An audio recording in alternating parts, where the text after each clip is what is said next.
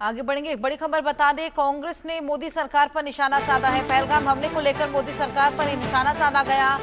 प्रेम चोपड़ा, परेश रावल जैसे डायलॉग मार रहे हैं मोदी। गोलियां खाओ, रोटियां खाओ जैसे डायलॉग बोल रहे हैं। देश को महत्वपूर्ण सवालों के जवाब नहीं मिले। पाकिस्तान के साथ किन शर्तों पर सीजफायर समझौता हुआ? बीजेपी के सांसद ओछी राजनीति कर रहे हैं और मोदी सरकार की विदेश नीति पूरी तरीके से नाकाम, फेल नजर आ रही है।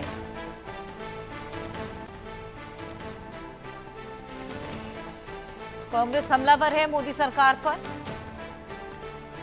कांग्रेस का मोदी सरकार पर निशाना सामने आया। पहलगाम हमले को लेकर मोदी सरकार पर निशाना साधा। प्रेम चोपड़ा, परेश रावल जैसे डायलॉग मार रहे हैं। गोलियां खाओ, रोटियां खाओ जैसे डायलॉग बोल रहे हैं। देश को महत्वपूर्ण सवालों के जवाब नहीं मिले। पाकिस्तान ने के साथ जो शर्तें हैं जिन पर सीज फायर हुआ, वो कौन सी शर्तें हैं? बीजेपी के सांसद ओझी राजनीति कर रहे हैं। मोदी सरकार की विदेश नीति पूरी तरीके से नाकाम साबित हुई है।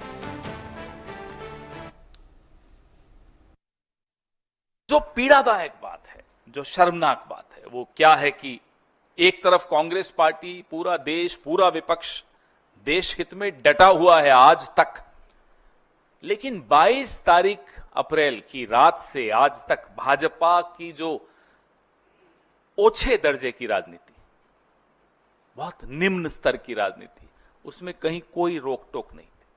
वो रुके नहीं, वो उसी निम्न स्तर पे लगे रहे, अभी भी लगे हुए हैं। और अपना जो विभाजनकारी उनका एजेंडा है, एक तरह से माफ कीजिएगा, उन्होंने आपदा में अवसर ढूंढा।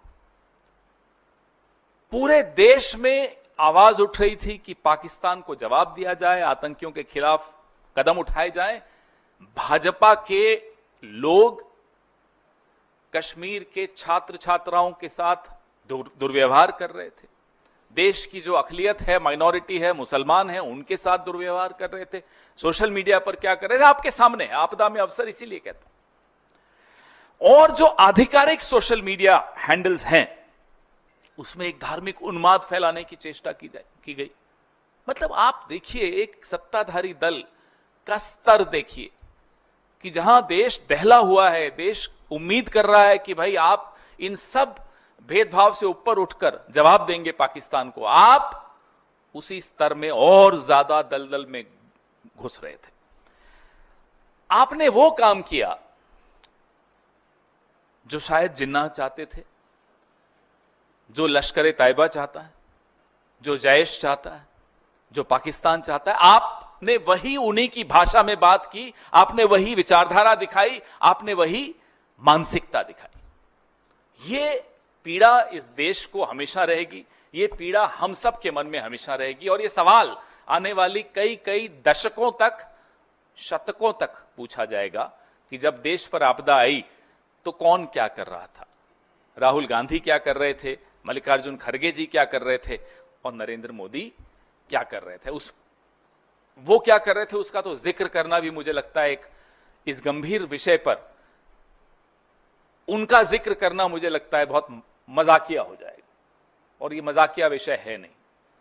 जिस तरह से वो कभी प्रेम चोपड़ा की तरह, कभी परेश रावल की तरह डायलॉग्स दे रहे हैं, साहब जा जाकर ये सिंदूर है, इसमें रगों में मांग क्या है, खून है, गर्म है, ठंडा है, और गोली खाओ, रोटी खाओ। ये प्रधानमंत्री है।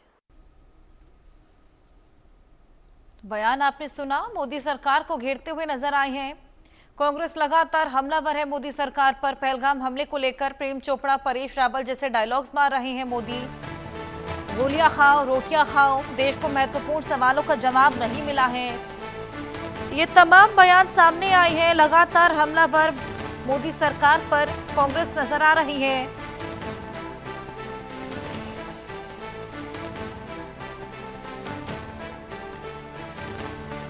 पवन खेड़ा जो मोदी सरकार को घेरते हुए नजर आए, क्या कुछ कहा ये आपने सुना।